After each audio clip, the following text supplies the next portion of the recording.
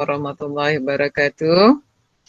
Okey, jadi untuk hari ini kita akan mulakan kelas kita dengan kita buat latih tubi untuk soalan seraya negeri Terengganu. Jadi kita akan lihatlah beberapa set soalan. Jadi untuk kertas satu ni sebenarnya cikgu dah bagi dalam kuizi kalau yang dah buat hari tu. Cuma ini kita kira ulang kaji sekali lagi. Cikgu harap kamu dah buat lah. Cikgu dah bagi awal kan. Jadi untuk hari petang ni kita hanya bincang sahaja. Okey, jadi cikgu nak siapa yang nak jawab nanti kamu boleh on mic lah. Ataupun nak chatting pun boleh. Tapi chatting ni cikgu tak nampak sangat kat sini sebab cikgu bila cikgu buka yang window ni dia punya mic tu jadi kecil sikit. Jadi cikgu tak nampak chatting bahagian atas tu. Okey, kita pergi pada soalan yang pertama. Ini soalan Terengganu ni kira soalan antara favorit jugalah. Sebab panel-panel daripada Terengganu pun ada banyak yang terlibat. Okey, kita tengok soalan satu. Okey, ni soalan tingkatan 4 bab 1, pengamalan sistem sifat keterbukaan antara tamadun Indus dengan tamadun Mesopotamia memberi manfaat kepada kedua-dua pihak. Soalan dia, apakah kesan pengamalan sistem keterbukaan dalam petikan di atas? Okey, jawapannya yang mana? D. Dia nak di pertukaran teknologi. Sebab kita tengok Mesopotamia ni dia ambil dua teknologi daripada dua tamadun lain. Ingat lagi tak tamadun mana?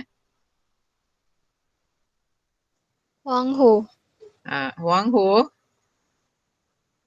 Bukan Huang Ho ke apa? Okey, dia kita tengok sifat terbuka. Ni Mesopotamia ni antara tamadun yang terawal lah. Jadi kita tengok dia boleh ambil daripada tamadun Mesir Purba. Sebab macam Huang Ho tu dia kemudian sikit. Walaupun empat-empat tu antara tamadun terawal. Jadi yang D tu betul. Kita pergi pada soalan yang kedua. Negara Kota Anyang. Terdapat istana, kuil dan pusat pentadbiran yang dikelilingi oleh tembok. Okey, dia tanya soalan kat sini, fungsi binaan tersebut. Apa fungsi binaan tu? Fungsi dia untuk mengukuhkan pertahanan. Okey, betul. Kita pergi soalan 3. Faktor yang membantu kejayaan Shihwanti dalam menyatukan seluruh wilayah kecil di China. Shihwanti ni maharaja yang hebat lah. Dia berjaya membentuk tamadun Cina yang besar, membina tembok besar Cina. Jadi apa kejayaan Shihwanti ni? Ingat lagi tak? Ini pun soalan ni kita dah buat ni sebelum ni. Ingat tak?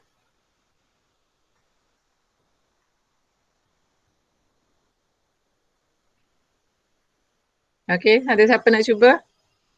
D. D, jawapannya 3 dan 4. Okey, so jawapannya D. Okey, kita tengok seterusnya soalan nombor 4. Sebab Shihwanti ni dia memerintah secara autokratik. Maksud bila autokratik, dia mempunyai kuasa penuh. Jadi bila dia ada kuasa penuh, itu yang dia hapuskan golongan bangsawan tu. Jadi betul jawapannya. Soalan nombor 4. Seni bina, Pantheon, Akropolis. Bina di atas dikaitkan dengan tamadun apa? Rom. Rom? Yunani. Yunani. Akropolis tu Yunani. Antara Akropolis yang terkenal kita tengok di Yunani ialah apa dia? Athens dengan Sparta. Itu dua Akropolis yang terkenal. Okey, kita pergi soalan 5. Bagaimanakah kerajaan Funan berubah daripada kerajaan agraria kepada kerajaan maritim? Sebab apa yang ada di Funan yang mengubah taraf dia daripada agraria kepada maritim? Ini pun kita dah buat ni. Cuma yang ini dia mana satu jawapannya? Siapa nak cuba? On mic, cikgu tak dengar. B. D, pelabuk persaingan kuasa. B. Pelabuhan yang Pelabuhan yang strategik. Pelabuhan apa? Ingat lagi tak nama pelabuhan tu? Pelabuhan Oyo. Pelabuhan Oyo. Dia asalnya Funan dia kerajaan pertanian. Tapi bila pelabuhan ni makin lama makin besar, jadi dia bertukar kepada perdagangan, jadi membentuk kerajaan maritim. Soalan 6. Apakah peranan golongan Brahmin? Dia nak golongan Brahmin dalam kerajaan awal Asia Tenggara. Brahmin ni apa? Apa fungsi Brahmin? upacara keagamaan. Betul, percarakan. Sebab Brahmin ini ialah golongan agamawan lah. Jadi untuk mengetuai upacara keagamaan. 7, mengapa Nabi Muhammad digelar Al-Amin? Ini dah masuk taman Islam. Jawapannya apa? Apa maksud Al-Amin tu? Sentiasa dipercayai. Al-Amin. Sebab gelaran ni Nabi dapat sebelum Nabi diangkat menjadi Rasul lagi. Okey, soalan nombor 8. Kesan pengamalan sistem kabilah dalam masyarakat Arab Jahiliah. Semangat asabiah. Asabiah. Jadi kabilah asabiah. Semangat berpuak-puak. Nombor 9. Dia nak maksud Madinah Al-Munawwarah. Apa maksud Madinah? Bandar bercahaya. Bandar bercahaya. Kemuliaan salah. Bandar bercahaya. Sebab Madinah ni nama asalnya ialah Yathrib. Yathrib ni maksudnya panas. Sebab kita tahu ayahanda Nabi Muhammad meninggal, wafat sebab demam panas. Jadi dia tukar nama Yathrib ni kepada Madinah Al-Munawwarah, maksudnya bandar bercahaya. Okey, nombor 10. Uthman bin Affan, kenapa dia yang dipilih ke Makkah? Masa orang Islam disekat di Hudaibiyah. Kenapa ramai-ramai sahabat Nabi ni Uthman yang dipilih? Sebab lemah lembut. Sifat lemah dia lembut. Betul. Sifat yang lemah lembut. Okey, soalan 11, dia nak golongan X. Yang dia bukan Islam tapi memilih mengamalkan, dia kekal agama asal dia tapi cara hidup dia berada di bawah pemerintahan Islam. Golongan apa X? Zimmi. Zimmi. Okey, bagus, Zimmi. Okey, 12. Maksud Ghazi. Apa maksud Ghazi? Ghazi maksudnya? B. Tentera infanteri, elit dalam sistem ketenteraan. Okey, semangat. Dia nak ni semangat Ghazi ni. Semangat Ghazi. Semangat Ghazi. Dia kalau tentera, dia kata apakah yang dimaksudkan semangat Ghazi? Dia nak semangat Ghazi. Semangat pahlawan yang sanggup berkorban. Semangat ni. Dia sebab tentera Ghazi ni dia adalah satu kumpulan, dia memang tentera infanteri tapi semangat dia tu ialah dia sanggup mati di medan perang. Sanggup berkorban. Okey, kita pergi pada soalan 13. Ni teori kedatangan Islam. Persamaan ketiga teori ni apa dia? Semuanya? Kegiatan perdagangan. Semua Islam disebarkan oleh pedagang, melalui perdagangan. 14. Ulama' mengislamkan raja dan bangsawan terlebih dahulu. Kenapa tindakan ulama' buat macam tu? Kesetiaan rakyat. Okey, kesetiaan rakyat. Sebab bila raja memeluk agama Islam, jadi rakyat pun akan ikut. Ini yang berlaku di Melaka. Jadi saudagar Arab tu dia Islamkan Sultan Raja Melaka dulu. Jadi rakyat pun memeluk agama Islam. 15, adat pepatih matrilineal. Matrilineal tu merujuk kepada apa? Anak perempuan mewarisi harta. Anak perempuan mewarisi harta. Sebab matrilineal, ingat M. M ni dia akan merujuk kepada perempuan. Kalau patrilineal baru kepada lelaki. Kalau adat temenggung, patrilineal. Adat perpatih, matrilineal. Jadi dia lebih kepada anak perempuan. Okey, soalan 16.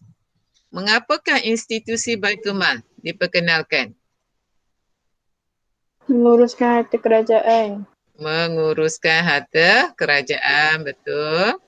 17, kita tengok dua tokoh raja ni, Ferdinand Aragon dengan putera Henry. Okey, apa yang berkaitan dengan dua tokoh ni? Penerokaan kawasan timur. Okey, keperokaan kawasan timur. Sebab mereka ni dia menggalakkan rakyat dia untuk menjelajah, untuk meneroka kawasan sebelah timur. Okey, 18. Okey, ni kemuncak zaman kemuncak pertengahan. Golongan lahir golongan ni artisan. Artisan ni ialah golongan seni. Yang buat ukiran, ni pedagang dan ahli perbankan. Faktor kemunculannya apa? Pembukaan bandar besar. Pembukaan bandar besar. Ini bandar macam Tunis, Memphis, semua tu bandar-bandar besar. 19. Akta Tanah Simpanan Melayu. Okey, apa manfaat yang kita dapat? Mengekalkan hak milik. Okey, hak milik. Sebab bila tanah simpanan Melayu, maksudnya tanah tu dia tak boleh jual kepada bangsa lain. Nak jual ke, nak sewa, nak gadai, nak apa pun antara Melayu dengan Melayu sahaja. Itu namanya tanah simpanan Melayu. Dan tanah simpanan Melayu ni ada sampai sekarang. Okey, 20. Ini mata wang yang diperkenalkan di Kelantan, di Nak Mas, Pahang, Jongkong, Tampang, di Terengganu, Kupang Mas. Kenapa penggunaan mata wang tersebut makin pupus? Pengenalan wang kertas. Okey, wang kertas ni diperkenalkan oleh siapa? Oleh penjajah Barat, British, Spanyol. Jadi bila diperkenalkan wang kertas, jadi wang daripada logam ni makin lama makin pupus. Sebab kita tahu wang ni dia berat. Ini daripada emas, Jongkong, Tampang ni lagilah besarnya. Ada yang bentuk buaya. Jadi bila wang kertas tu lagi senang, kamu masuk dalam poket je. Jadi penggunaan mata wang tradisional ni akhirnya pupus. Okey, 21. Mandarin. Apa Mandarin ni? Ini golongan pembesar di Vietnam. Cara dia pilih melalui? Peperiksaan. Okey, betul. 22. Sistem pendidikan zaman penjajah. Kenapa dia membangkitkan semangat nasionalisme? Kemunculan ramai golongan intelek. Golongan intelek. Kita tengok ini pelajar-pelajar kita yang belajar di luar negara, di Barat dan Asia Barat. Jadi bila mereka balik ke tanah Melayu, mereka inilah yang membangkitkan semangat rakyat di tanah Melayu. Okey, 23. Tindakan J.W.W. Bush. Kenapa dia menentang British? Campur tangan pentadbiran. Dalam pentadbiran. Dan dalam pentadbiran ni ada satu benda yang kenapa Bush buat ni. Apa yang Bush buat, dia cuba hapuskan apa? Ingat lagi tak? Dia cuba hapuskan adat-adat perhambaan ataupun orang suruhan. Dan kita tengok semua raja pembesar ada hamba, ada orang suruhan je. Jadi bila Bush ni cuba buat, dia telah menimbulkan kemarahan, akhirnya dia telah dibunuh. 24. Ni pemimpin Kesatuan Melayu Singapura, Muhammad Yunus. Sumbangannya apa? Pertempatan khas. Pertempatan khas untuk orang Melayu di Singapura, dan pertempatan tu kekal sampai sekarang. Kita tengok ini jasa Muhammad Yunus Abdullah. Kalau dia tak buat macam ni, kita tak tahulah apa nasib Melayu Singapura sekarang ni. Okey, 25. Sempadan kerajaan. Peringkat awal dulu diukur dari segi apa? Kesetiaan rakyat. Kesetiaan rakyat. Setakat mana rakyat tu setia, itulah kawasan raja tersebut. Okey, 26. Okey, ni negara bangsa di Eropah. Ni negara-negara baru yang baru muncul. Okey, peristiwa apa yang menyebabkan berlakunya kemunculan negara bangsa baru ni? Persidangan Damai Paris. 14 perkara Woodrow Wilson. Ini yang melahirkan negara-negara baru ni. Okey, 27. 3 unit pentadbiran di tanah Melayu. Sebelum Melayu Union ni kita ada Negeri Selap, Melayu Bersekutu, Tak Bersekutu. Kenapa British ambil keputusan nak gabungkan semua ni di bawah satu pentadbiran iaitu Melayu Union? Faktornya apa? Mana yang tepat?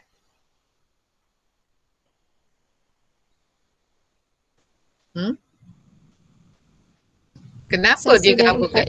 1 dan 4. Dia melicingkan pentadbiran dan menjimatkan kewangan kerajaan. Sebab daripada 3 sistem kepada 1 sistem. Jadi mudah, kemudian bilangan pegawai pun dapat dikurangkan. Okey, 28. Wynebrook.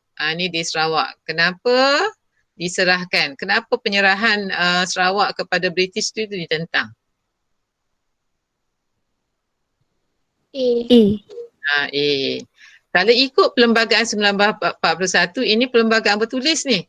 Apa janji keluarga Brooke ialah bila dia dah tak nak perintah Sarawak, dia akan serahkan kepada siapa?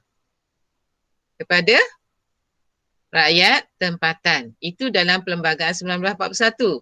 Tapi bila sampai kepada Wynebrook ni, pemerintah yang terakhir ni, dia tak ikut perjanjian ni. Dia tak ikut perlembagaan ni, sebaliknya dia serah kepada British. Sepatutnya dia kena serah kepada ketua-ketua pembesar Sarawak. Okey, 29. Sistem ahli. Kenapa British setuju dengan sistem ahli?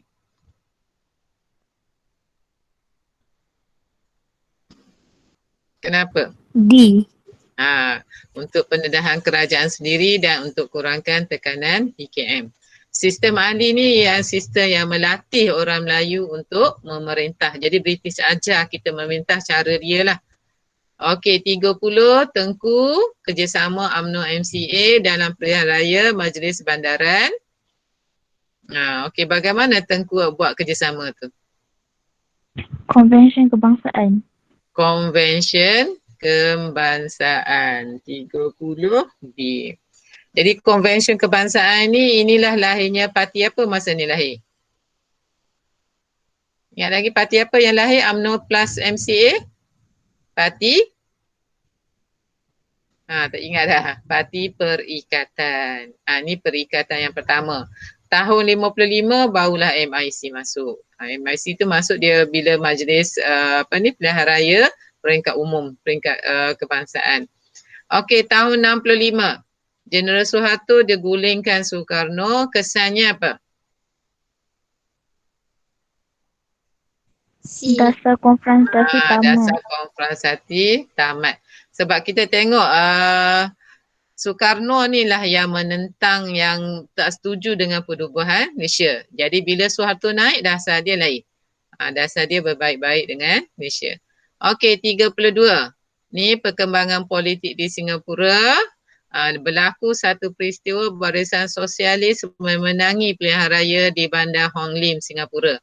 Okey, kenapa Lee Kuan Yew bimbang bila Sosialis menang? Menggugat kemerdekaan. Menggugat kemerdekaan negeri. Sebab parti Lee Kuan Yew, parti apa? Ingat lagi apa parti Lee Kuan Yew? PAP. Apa dia? People Action Party ataupun Parti Tindakan Rakyat. Jadi Lee Kuan Yew dia ingat dia yang akan jadi Presiden Singapura. Tapi tiba-tiba Barisan Sosialis ni yang parti pembangkang yang menentang dia yang menang. Jadi dia takut dia tak boleh jadi pemimpin ataupun Presiden Singapura. Sebab itu dia nak join dengan Malaysia. Sebab dia nak merdeka cepat. Okey, soalan 33. Calon yang bertanding. Ni calon ni. Kamu kena ingat. Kata kunci dekat sini calon ni. Ini yang kena tahu ni. Okey, berdasarkan peraturan pilihan di Malaysia, kenapa kedua-dua calon tu tak layak bertanding? Parti calon dia. Parti tak kisah siapa, ini calon dia. Kenapa dua-dua ni tak layak?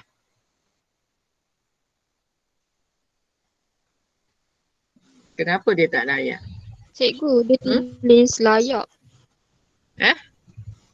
Dia kata maklumat berikut berkaitan dengan calon yang akan bertanding dalam pilihan raya. Berdasarkan pilihan raya, mengapa? Layak, sorry. Bukan tidak layak, layak. Okey, kenapa dua-dua tu calon ni layak bertanding? Bukan penjawat awam. Bukan penjawab awam. Okey, jadi macam cikgu. Kalau cikgu nak bertanding dalam pilihan raya, boleh tak? Boleh ke tak boleh?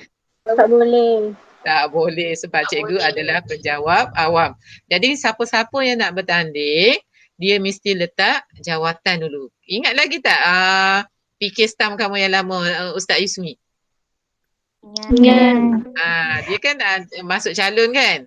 Jadi bila dia masuk calon pilihan raya, dia nak bertanding, dia letak jawatan dia. Jadi dia bukan cikgu lagi, baru dia boleh bertanding. Okey, 34. Okey, parti politik di Sarawak. PKMS, bawah Datuk Partinggi Abang Haji Abdullah. Tujuan dia? Apa tujuan PKMS? Parti Kebangsaan Melayu Sarawak. Menyatukan penduduk. Okey, menyatukan penduduk. Sebab dia kebangsaan ni, peringkat negeri ni, peringkat kebangsaan, menyatukan penduduk Sarawak. 35. Sistem raja berperlembagaan. Mana yang berkaitan dengan hak yang di-Pertuan Agong? Bertindak atas nasihat PM dan menggunakan Betul. kuasa budi bicara. Betul. Bertindak atas nasihat Perdana Menteri dan berkuasa guna budi bicara. Macam kita tengok kerajaan kita sekarang ni lah. Bila dia nak buat pilihan raya di Batu Sapi. Jadi PM minta daripada nasihatkan kepada yang di-Pertuan Agong supaya isytiharkan darurat kawasan tersebut.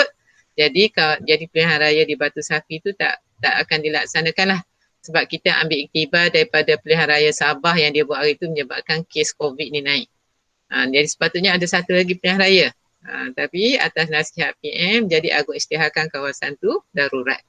Okey, 36. Rancangan Malaya Pertama. Ini lebih fokus pada luar bandar. Okey, dia nak agensi yang dimaksudkan. Agensi yang terlibat dalam rancangan penduduk luar bandar miskin dipindahkan ke pertempatan baru dan menjadi petani. Okey. Dia nak agensi mana yang terlibat? Pertempatan baru dan petani. Felda. Sebab kita tengok bila Felda dibuka banyak tanah-tanah rancangan kan. Macam kita tengok di Jengke, banyaklah Keratung, itu kawasan-kawasan Felda. Jadi dia kumpulkan satu tempat dan bila Felda, tanaman apa yang mereka usahakan? Tanaman apa? Kelapa sawit. Kelapa sawit dengan getah. Dua tanaman tu. Okey, 37 buku merah. Ni rancangan Melaya kedua. Jadi apa tujuan buku merah ni? Pembangunan negara. Dia nak menilai pelaksanaan pembangunan. Macam kita tengok dia buka Felda, apa yang Felda buat tu berjaya ke tak. Kalau tak berjaya, apa yang kita kena tambah baik. Ini semua berada dalam buku merah. Macam kalau kita sekarang ni, kalau kat sekolah ni macam buku pengurusan sekolah lah. Blueprint lah lebih kurang. Okey, 38. Langkah kerajaan untuk memajukan bahasa Melayu. Ni.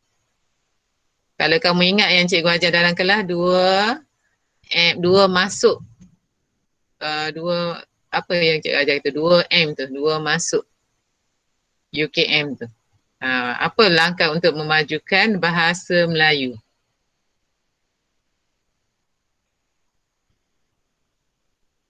Jawapannya yang mana? D. Jadi, okey, menggalakkan mahkamah guna bahasa Melayu dan tubuhkan Dewan Bahasa dan Pustaka. Okey, soalan yang ke-39. Ini logo apa ni? Logo PBB. Okey, pertubuhan yang... cikgu tak bagi jawapan terus. Apa jadi jawapannya? PBB.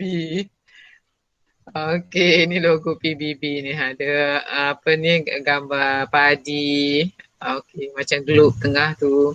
Okey, 49 ini koridor raya multimedia.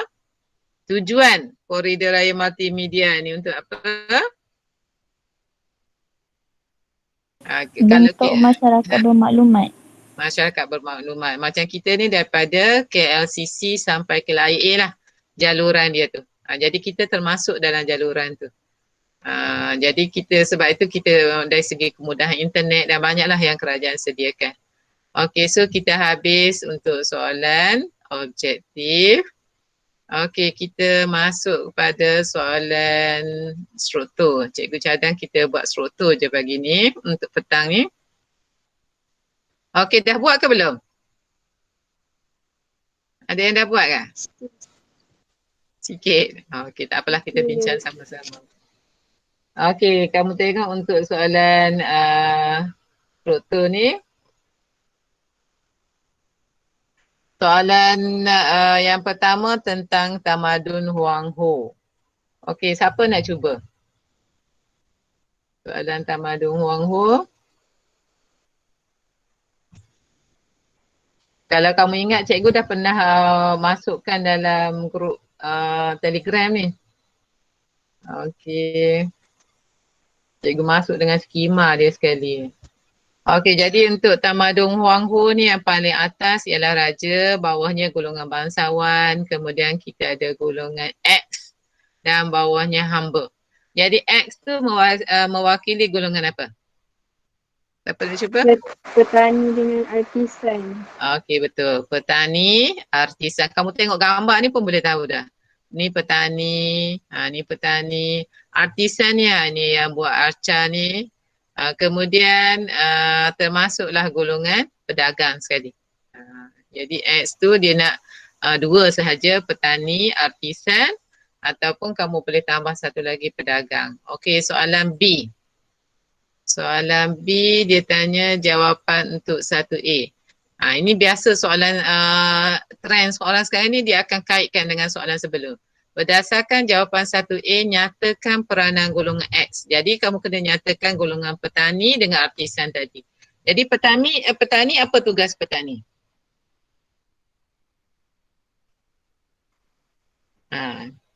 Apa kerja petani? Dia nak dua je tu. Maksudnya kena bagi tahu petani satu, kemudian beritahu untuk artisan satu. Apa tu kerja artisan, apa kerja petani?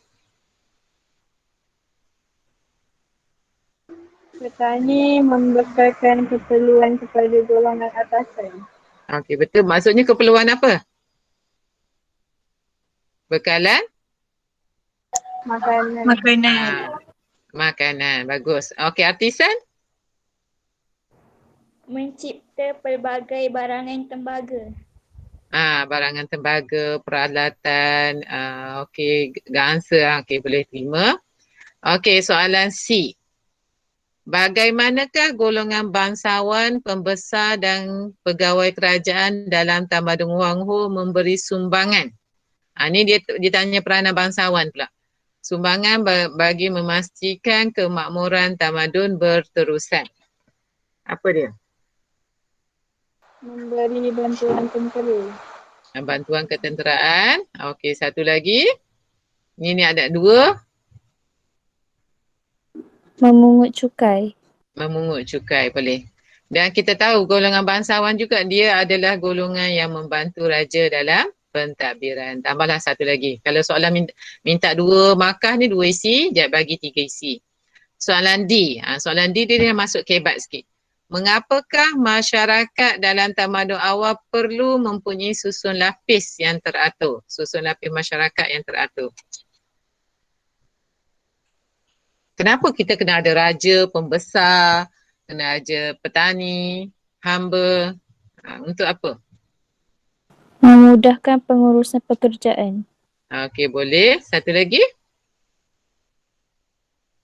Apa dia? Mewujudkan pengkhususan kerja. Boleh. Pekerjaan, perusahaan kerja lebih kurang sama tu. Satu lagi. Itu kalau kira ulangan lah tu. Apa lagi? Mewujudkan pentadbiran yang teratur. Betul, pentadbiran teratur. Jadi setiap orang dia ada kerja masing-masing. Petani bertani, okey, pedagang berdagang, pembesar bantu dalam pentadbiran, kutip cukai, raja memerintah. Okey, jadi masing-masing ada kerja masing-masing. Okey, kita pergi pada soalan nombor 2. Okey, soalan 2, aktiviti perdagangan. Ini di alam Melayu. Dia tanya aktiviti perdagangan yang berlaku sejak abad ke-12 hingga abad ke-18 telah merangsang penggunaan mata wang dan percukaian. Ni tajuk yang kita support tahun ni, mata wang dan percukaian ni. Kegunaan mata wang. Apa guna mata wang? Untuk apa mata wang? Alternatif kepada sistem barter. Betul. Dulu kita jual barang dengan barang. Jadi mungkin sekarang ni dah tak sesuai dah. Jadi kita gunakan, dah tukar sistem barter tu dengan mata wang. Okey, satu lagi nak 2 markah tu. Media menjual beli. Media jual beli ataupun memudahkan urusan jual beli. Okey, soalan 2B, 2A. Ini pun sama. Kamu tengok trend dia sama dengan soalan 1. Dia kaitkan dengan soalan A tu. Berdasarkan jawapan di 2A, jelaskan ciri-ciri mata wang tersebut. Apa ciri mata wang tersebut?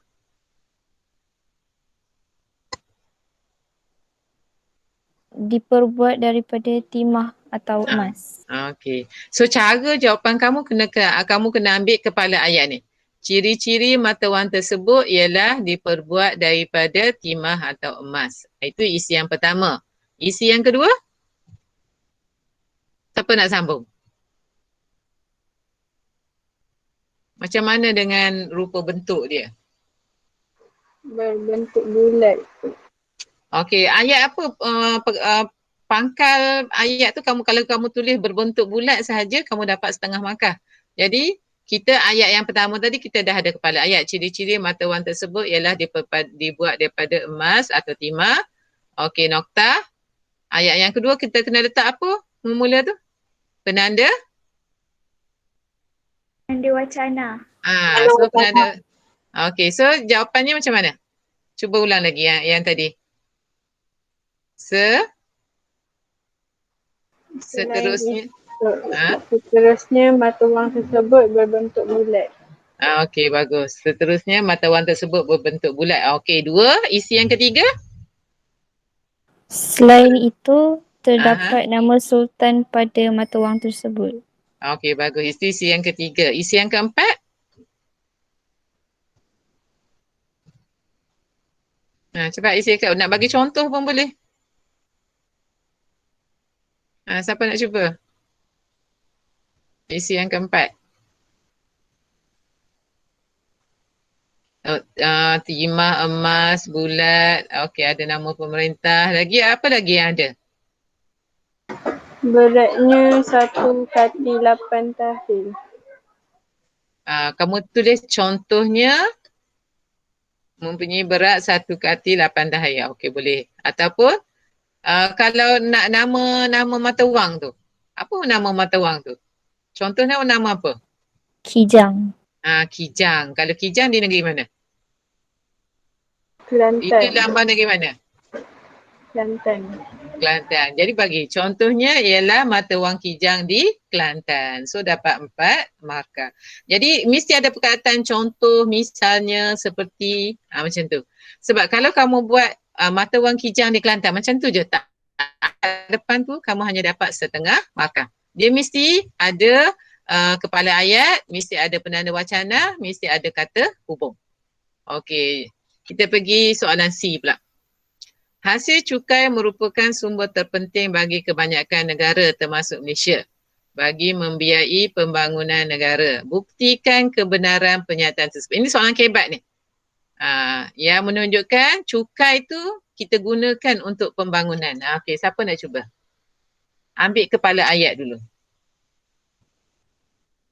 Siapa nak cuba apa kegunaan cukai? Kita guna untuk apa? Okey, ada 4 isi ni. Cepat-cepat siapa nak cuba?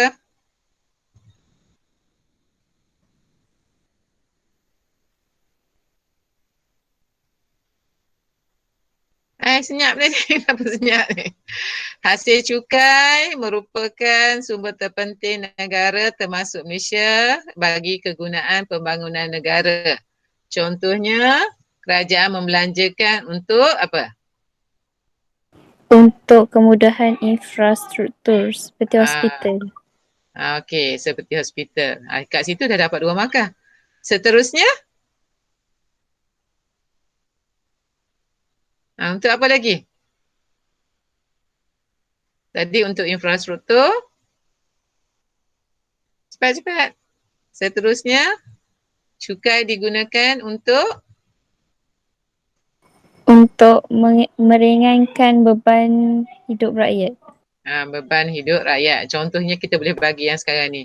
Kerajaan memberi BPN, Bantuan Prihatin Nasional kepada golongan yang terkesan dengan pandemik COVID-19 ni. Okey, itu isi yang kedua. Selanjutnya, cukai digunakan untuk apa lagi?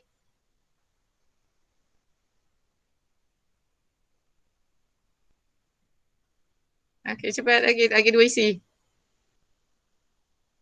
Infrastruktur, kurangkan beban rakyat, lagi. Kamu kat sekolah kamu dapat apa? Beasiswa. Contohnya untuk memberi beasiswa kepada pelajar yang kurang mampu ataupun beasiswa ke pelajar-pelajar yang cemerlang. Okey, 3. Akhir sekali. Cepat. Betul. Untuk kegunaan kecemasan. Okey, untuk kegunaan semasa kecemasan ataupun masa darurat pun boleh. Okey, itu soalan kebat. Jadi soalan kebat ni apa sahaja jawapan yang kamu bagi betul. Sebab tu cikgu nak soalan kebat ni jangan sesekali tinggal. Tulis je. Tahu ke tak tahu, tulis je. Dia asalkan logik je, pembiasa akan terima. Okey, kita pergi pada soalan 3.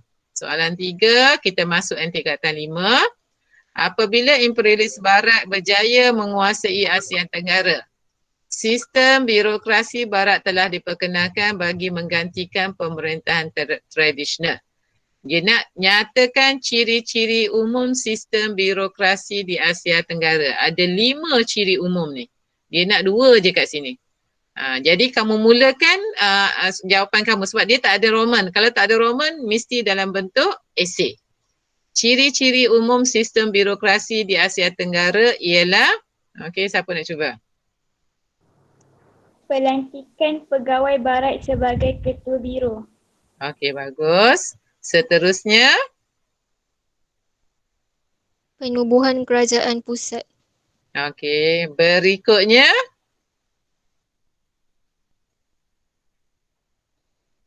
apa lagi? Ada 5 tu, baru 2.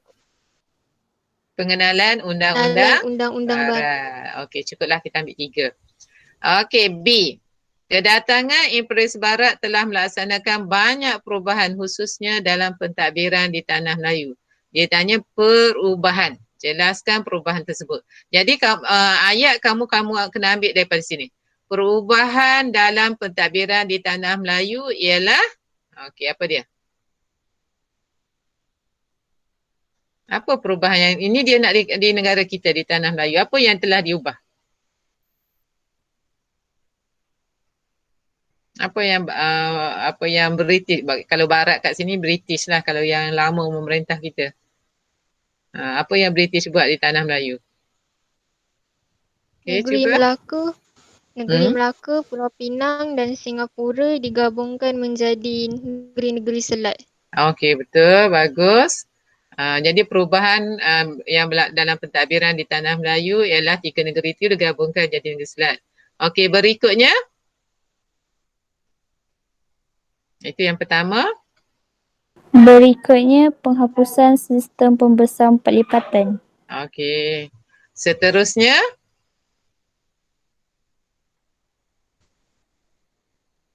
Seterusnya apa? Penubuhan balai polis. Okey. Selanjutnya. Tukar sikit lah penawacana dia. Selanjutnya. Sistem pengutipan cukai. Cukai. Okey, so ada 4. Okey, soalan C. Jelaskan kesan pengenalan sistem birokrasi barat terhadap sistem pentadbiran di Asia Tenggara. Gunakan pengetahuan sejarah. Ini soalan kebat. Kalau dia guna kata ayat gunakan pengetahuan sejarah anda, ini dah menunjukkan kebat lah. Dia nak kesan daripada sistem birokrasi barat. So jawapan kamu kena ambil daripada sini. Daripada kesan pengenalan sistem birokrasi barat terhadap sistem pentadbiran di Asia Tenggara ialah, okey, so apa kesan dia? Ini umum ni, apa-apa pun boleh ni. Apa kesan pada pentadbiran kita? Okey, apa dia? Pada raja ke? Pada pembesar? Pada rakyat? Raja kehilangan kuasa dalam pemerintahannya. Betul. Seterusnya? Seterusnya orang tempatan ditindas. Okey, apa yang terlindas tadi? Cikgu tak dengar. Orang tempatan ditindas. Okey, betul. Berikutnya,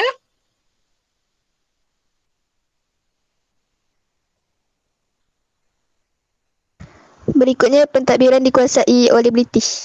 okey, dikuasai oleh British. Akhir sekali, yang keempat, akhir sekali.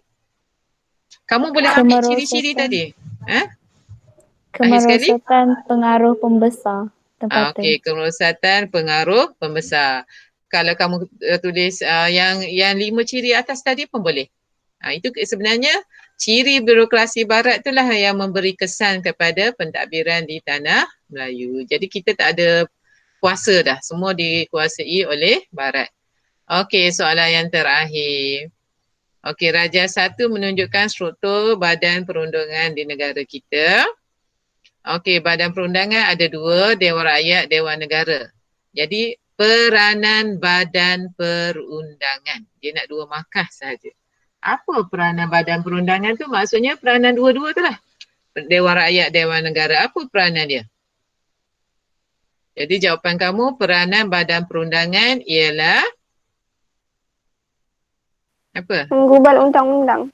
Okey, seterusnya. Menjamin keadilan rakyat. Okey, kita ambil satu lagi. Akhir sekali. Apa dia? Bila ada undang-undang, ada keadilan, apa jadi dengan rakyat? Rakyat boleh hidup dalam keadaan aman dan sejahtera. Okey, sekarang dia nak fokus kepada satu-satu. Sekarang dia fokus kepada Dewan Negara sahaja. So, apa peranan Dewan Negara? Kita kena cerita tentang Dewan Negara. Peranan ke? Sebab dia tak, soalan ni dia tak tanya peranan, tak tanya apa. Jadi umum. Kamu boleh bagi peranan, boleh, ciri pun boleh, dua-dua pun boleh.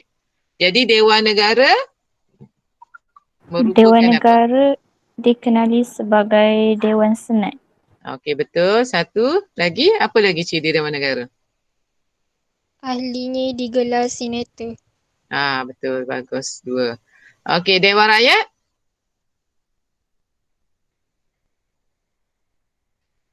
Dewan Ahlinya Rakyat apa? dipilih oleh rakyat. Okey, melalui pilihan raya. Okey, berikutnya?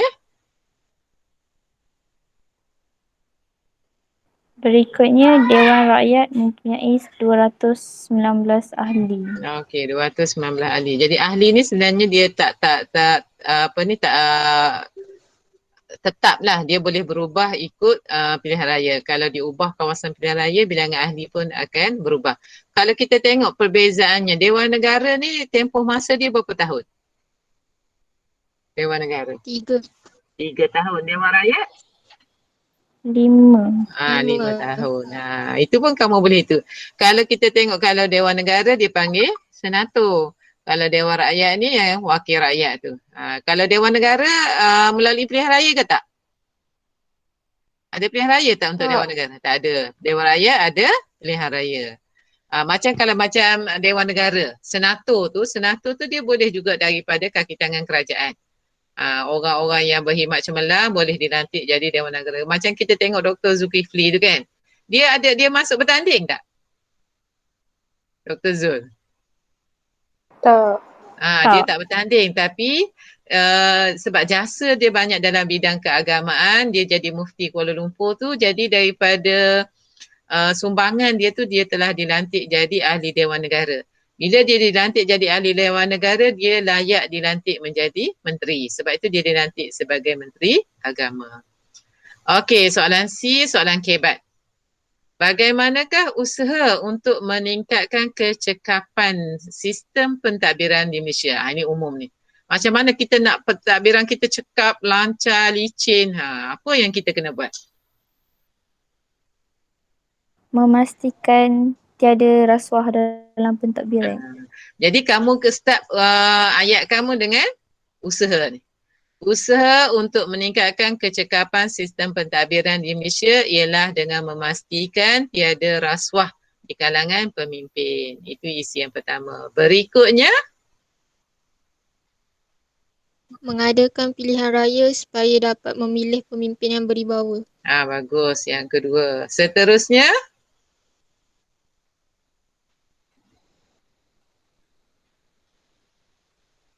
Apa dia lagi? Cikgu dengar suara perempuan je, suara lelaki. Syahmi pun ada ni dalam ni. Tak bunyi pun suara yang lelaki ni. Seterusnya apa? Menggunakan kemajuan teknologi dalam pentadbiran. Okey, bagus. Kemajuan teknologi dalam pentadbiran. Kita ambil akhir sekali lah. Akhir sekali yang keempat.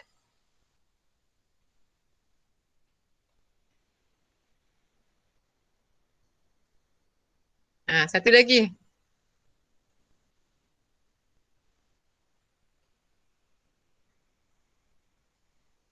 Okey, satu lagi.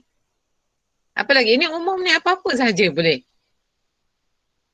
Macam mana cara kerja? Kerja yang macam mana kita nak supaya pentadbiran kita cekap?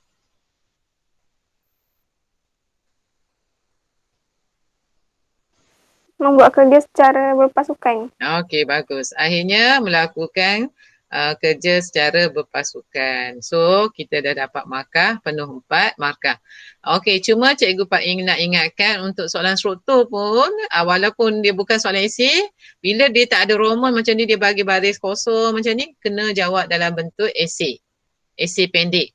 Jadi, pertama mulakan dengan kepala ayat. Ini untuk ayat yang pertama. Bila masuk ayat kedua, letakkan penanda wacana. Okey, ataupun kalau nak sambung isi kedua tak nak guna penanda wacana, boleh gunakan kata hubung. Kalau nak masuk contoh, bagi contohnya misalnya seperti, jadi itu menjadikan ayat kamu lengkap. Bila ayat lengkap, dia dapat markah penuh. Satu isi, satu markah. Kalau kamu bagi dalam bentuk point form, walaupun dalam dash ke, dalam koma ke, tapi ayat tu tak lengkap, ayat tu tergantung, dia akan bagi setengah markah sahaja. Jadi ingat, kalau kamu ikut je skema yang diberi, macam skema tu dalam bentuk point form. Jadi dalam bentuk skema tu hanya dapat setengah markah sahaja. Itu yang penting. Soalan esei, memang lagilah. Soalan esei, ini kita tengok untuk soalan ini, walaupun kita tak jawab, kita tengok dulu yang Terengganu Sport. Soalan trial ni ialah sport negeri tersebut. Jadi soalan trial ni yang kamu kena study. Cikgu dah bagi beberapa set dalam Telegram tu, semua sekali kena tengok. Okey, kita tengok Terengganu, dia sport kerajaan agraria. Cikgu ada hantar video lagu Empat Dara tu kan. Itu senang kamu nak ingat ciri-ciri kerajaan agraria. Okey, kemudian kita tengok Terengganu, sport lagi Turki Uthmaniyah. Ini soalan sport Terengganu juga. Kemudian soalan 7 ni dia sport tentang penyakit kesihatan. Ni aspek kesihatan. Ni tingkatan 4. Tingkatan 5 dia sport ciri-ciri negara bangsa Kesultanan Melayu Melaka. Kemudian Pakatan Murni. Okey, kemudian dasar ekonomi baru. Ini kita sport juga dasar ekonomi baru ni. Kemudian tentang OIC. OIC ni sebenarnya dah keluar dalam SPMU 2020 soalan ulangan. Ini mungkin dia buat awal sebelum SPMU. Jadi OIC ni tak perlulah. So ini sport negeri Terengganu. Okey, untuk next class nanti minggu depan cikgu akan ambil negeri lain pula. Okey, ada soalan nak tanya? Ada soalan nak tanya? Tak ada. Tak ada. Ada 23 orang dalam ni. Cikgu minta boleh tak buka video, cikgu nak ambil gambar sikit. Ini sebagai bukti kelas kamu ini. Buka semua buka video sekarang. Cikgu nak ambil gambar. Yang tak pakai tudung tu pakai tudung dulu. Ni ada pun yang lelakinya tapi tak bunyi suara. Halik ada. Okey, lagi-lagi yang lain buka video sekejap. Cikgu nak ambil ni sebagai kehadiran kamu hari ni. Ada 23 orang. Cikgu saya. Okey lagi. Halik ni baru masuk Yo. Kau baru bangun tidur. Tak. Okey, cepat yang lain mana tak buka kamera. Buka kamera sekejap. Sekejap je, 5 minit je. Tak sampai 5 minit, seminit pun tak apa. Cikgu nak ambil gambar je.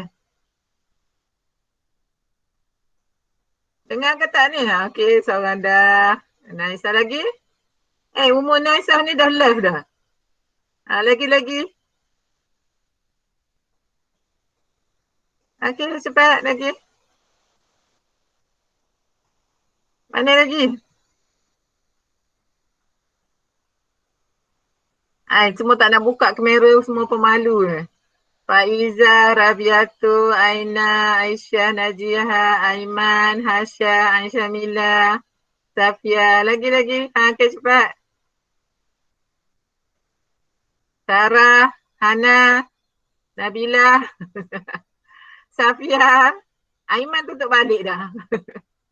Kejap je. Cikgu nak ambil gambar je. Faiza, Rabiatul, Liana tutup balik dah. Buka. Naliah malunya. Cepatlah. Buka sekejap je. Cikgu nak besarkan, cikgu nak ambil gambar semua sekali. Okey. Ini tak ramai yang buka ni. Malu ni ha. Lagi. Cikgu standby ni, cepat. Okey, ada lagi dia yang belum buka ni. Lagi. Kenapa semua pemalu ni? Tak rindu. Cikgu pun rindu korang lama tak jumpa ni. Cikgu nak tengok lah muka-muka. Yang ni semua tengok tengok ada yang sembunyi duduk di bawah meja pula. Si Aisyah. Okey. Okeylah, cikgu ambil mana yang ada dulu sekarang ni. Okey. Terima kasih kerana attend kelas hari ni. Cikgu harap untuk kelas yang berikutnya lagi ramai lah. Hari ni hanya 25 orang sahaja. Itu pun kira cikgu buat petang tu. Cikgu tahu kalau buat pagi lagi sikit yang masuk. Petang pun tak ramai. Okeylah, ada soalan sebelum kita bersurai? Ada apa-apa nak tanya? Yang nak meluahkan? Tak ada dah. Umur baru masuk balik Wan Adlin. Okey? Tak ada dah? Okey, kalau tak ada cikgu harap kamu kat rumah study lah. Sebab masa kita tinggal sikit je. Kita ni dah bulan 11 nak habis dah. 20 lebih dari ni. Bulan 12. Bulan 1. Bulan 2 tu kamu dah exam hujung bulan 2. Jadi kita akan tengok mungkin pihak sekolah JPN pun minta supaya pelajar tingkatan 5 akan masuk dululah dalam alam persekolahan kalau kes dia berkurangan. 6 hari bulan ni sepatutnya PKPB di Selangor tamat. Tapi kalau maksudnya kalau keadaan dah makin pulih mungkin pelajar tingkatan 5 dan tingkatan 6 akan masuk dulu. Tapi kita kena tunggu pengumuman lah. Itu harapan kita supaya kamu ada masa untuk buat ulang kaji dengan cikgu sebab bila meet macam ni cikgu tengoklah hari ni 20 lebih masuk. Sepatutnya kelas cikgu 3 kelas ni lebih kurang ada 85 orang. Tapi 23/85 je masuk. Jadi tak sampailah. Jadi untuk hari ni cikgu rasa itu sahaja. Cikgu doakan semua sihat walafiat dan luangkan masa. Fokus kepada pembelajaran. Kamu ikut jadual yang Cikgu Najiah bagi tu. Satu hari ada 3 subjek. InsyaAllah kalau kamu ikut betul-betul, kamu tak akan ketinggalan lah. Okey. Okey, jadi cikgu tutup perjumpaan kita hari ini dengan Assalamualaikum warahmatullahi wabarakatuh dan kita jumpa lagi minggu depan. Okey, sekian. Terima kasih. Cikgu. Terima kasih, Cikgu. Okey. Okey, sama. Boleh live lah.